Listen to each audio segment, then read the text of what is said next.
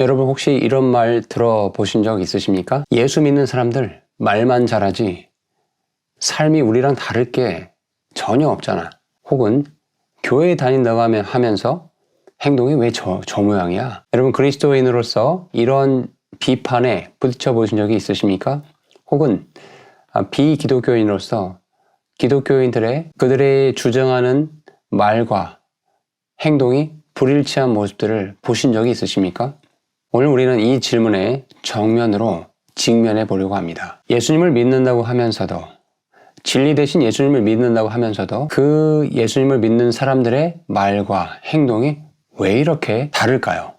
이 문제를 바로잡지 못한다면 기독교의 신뢰는 지금보다 더 무너질 수밖에 없습니다. 하지만 이 문제를 바로 잡는다면 우리는 세상에 진짜 복음을 보여줄 수 있습니다.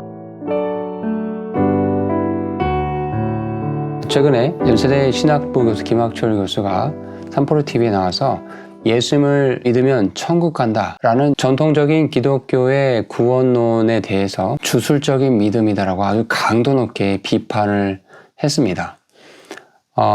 그 강의의 이제 전반적인 맥락은 그런 거예요. 불신자들의 입장에서 예수님을 믿는다. 그러니 나는 구원받고 지옥에 가지 않고 천국에 가는 존재다. 그런데 그들의 삶은 비기독교인이 보기에는 너무나 이해되지 않는 모습들이 많다라는 거죠. 반면에 그 믿음은 없어요. 예수님을 믿는 믿음은 없지만 자신의 삶, 누가 보더라도 도덕적이고 정말 깨끗하게 살려고 하는 그런 사람들이 단지 예수를 믿지 않았다는 이유 때문에 지옥에 간다 하는 거, 이거 너무 이상하지 않냐라고 질문을 던졌을 때 김 교수는 그런 믿음이 바로 추술적인 믿음이다라고 강도 높게 비판했습니다. 표면적으로는 이 기존의 기독교 신앙의 단순화된 이런 기복적인 측면들, 이런 것들을 경계하고 보다 깊이 있는 신앙과 삶의 변화를 요구하는 그런 측면이 분명히 있다라고 보여집니다. 그런 측면에서는 분명히 설득력이 있어요. 윤리적 행위 없이 단순히 믿는다라고 고백하는 것만으로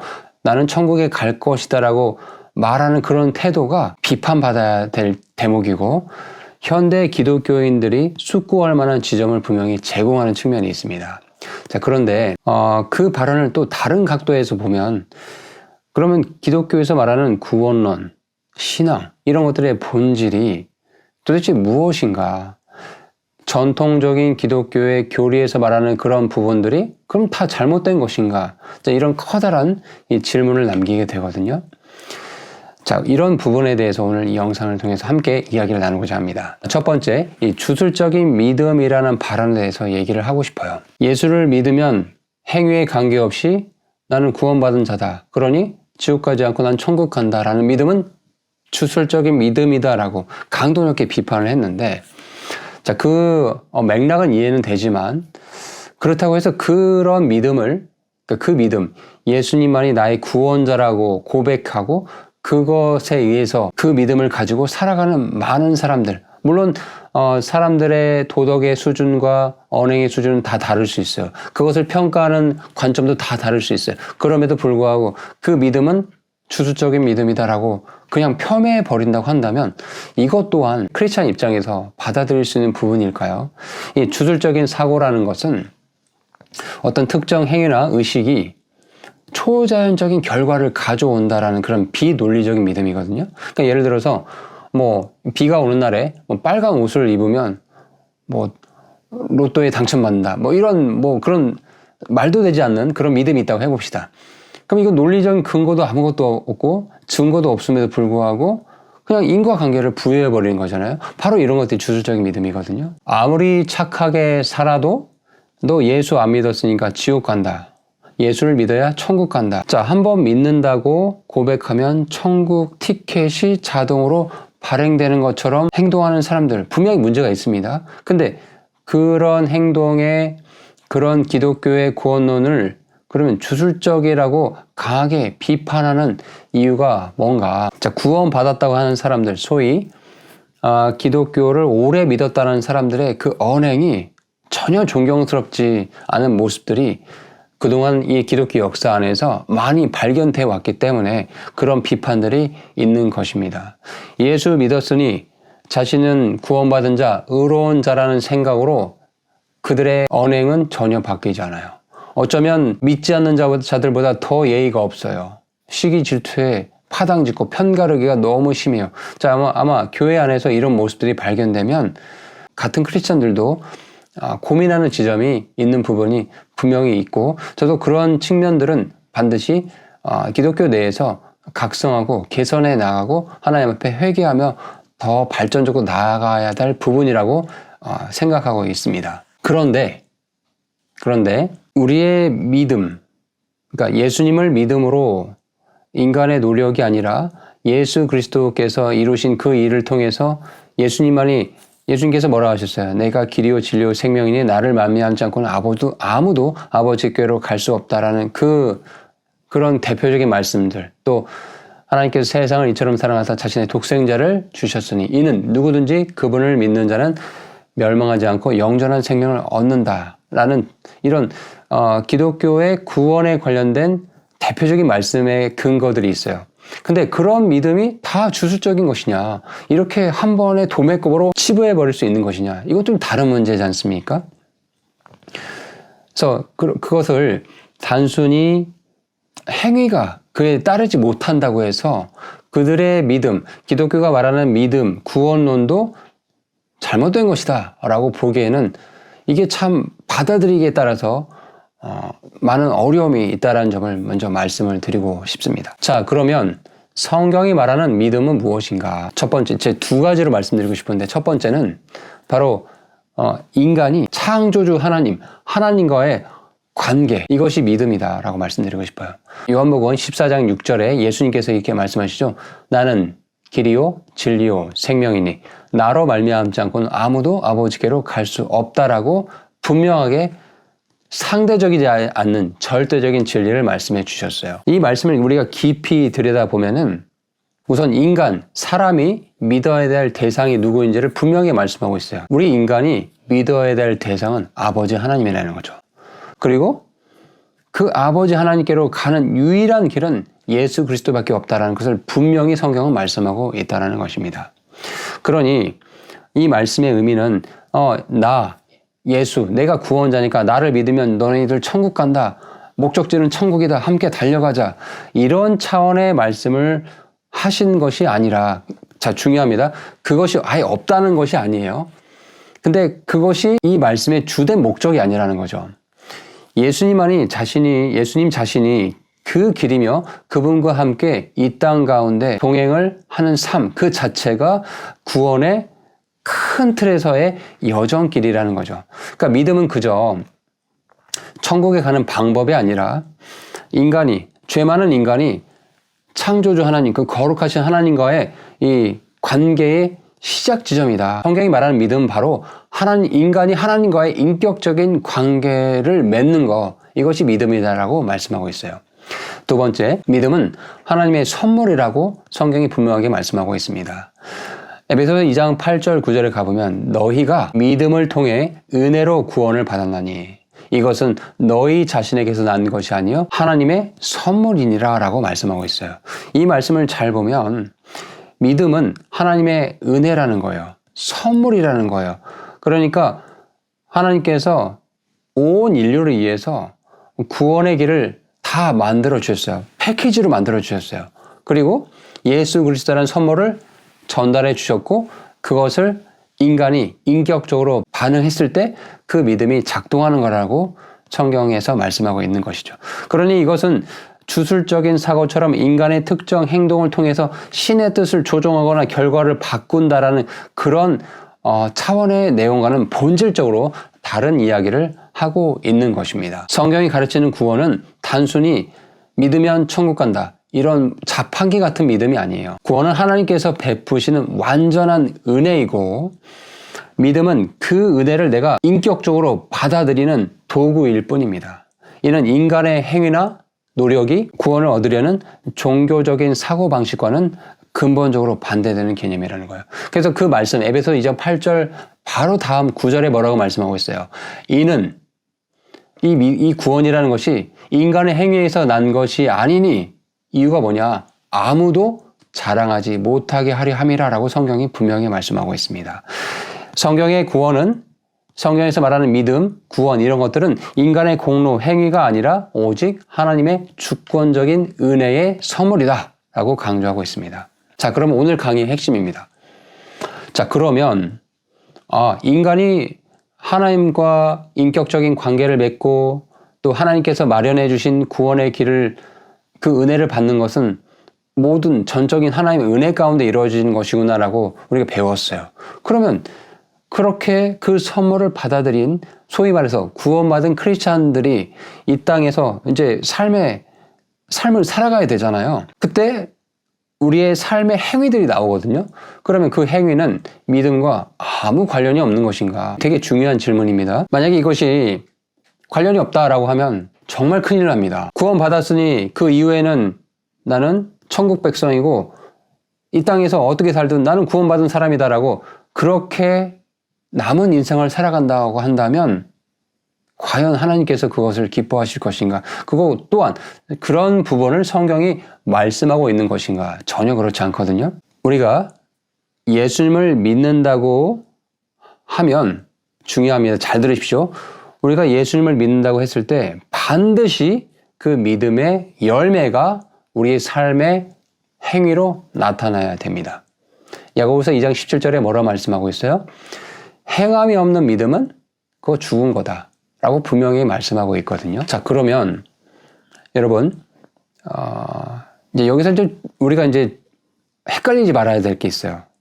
그러면 인간의 행위, 이렇게 믿음이 있다고 한다면 행함이라는 열매로 드러나야 되는데 그럼 이 행함은 구원에 영향을 미치는 것인가?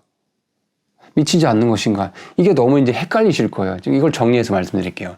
크리스천의 도덕의 수준, 행함의 수준은 어느 정도 되어야 할 것인가? 이 기준점을 우리가 딱 정해놓으면 이제 인간의 노력으로 구원받는 것이 아니라 하나님께서 예수 그리스도라는 패키지 선물로 마련해 주셨고 이 선물을 받아들인 자에게 구원의 은혜를 베풀어 주신다고 말씀하셨습니다. 바로 이것이 기독교에서 말하는 구원이라고 말씀드렸는데 자, 그 패키지 선물을 받은 사람이 이제 어느 정도의 도덕적인 삶, 행함의 삶의 열매가 맺혀져야 하는 것인가? 여러분 한번 생각해 보십시오. 하나님께서 크리스천들에게 도대체 어느 정도 수준의 거룩하고 도덕적인 삶의 열매를 맺기를 원하실까요? 우리가 사도행전을 보면 초대교회에 우리와 같은 믿음을 가진 그런 신자들, 성도들이 어떤 삶을 살았는지를 엿볼 수 있습니다. 다만 초대교회의 그런 상황들은 과도기적인 교회가 이제 형성되는 예수님께서 내가 내 교회를 세우리라고 말씀하셨던 마태복음 16절 말씀하셨잖아요. 그 말씀에 근거해서 때가 되어서 오순절날 성령님 강림하심으로 인해서 초대교회가 시작이 되었고 그 교회가 완성돼 가는 과도기적인 모습을 보여주고 있는 게 사도행전이에요. 그 사도행전에서 구원받은 성도들의 삶의 수준, 도덕의 수준, 행함의 수준이 어느 정도인가를 볼 수 있는 게 단편적인 예가 사도행전 5장을 통해서 우리는 하나님께서 요구하시는 이 크리스찬들의 양심의 수준, 삶의 수준이 어느 정도인지를 엿볼 수 있어요.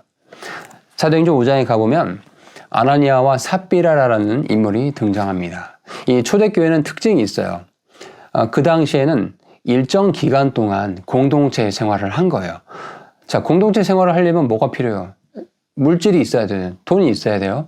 그러다 보니까 이제 공동체 안에 들어오기 전에 자기의 전 재산을 다 팔아서 공동체 기금을 만들고 각자의 필요에 따라서 공동체 기금을 써서 일정 기간 동안 그 믿음 생활을 했습니다. 그러나 이것은 지금 오늘날과 동일하게 적용해서는 안 됩니다. 잠시 초대교회가 형성되는 그 시기에 하나님께서 허락해 주신 어떤 믿음 생활의 방편이었다는 거죠. 자, 그런 맥락 속에서 사도행전 5장에 가보면 아나니아 삽비라라는 부부가 땅을 팔아서 재산을 어느 정도 갖게 됩니다. 자, 원래대로 하면 예를 들어서 땅을 팔아서 예를 들어 5억을 받았다고 합시다. 그 돈 전체를 공동체 기금으로 내야 되는데 일부는 자기 부부들이 감춰놓고 일부 금액만 이제 헌금을 한 거예요. 자, 오늘날로 보면 이게 문제됩니까? 전혀 문제가 되지 않아요. 오히려 전 재산을 교회에 기부했다 바쳤다고 하면 아마 뉴스에서 거기 사입이다, 이단이다라고 아마 취재를 당할 겁니다.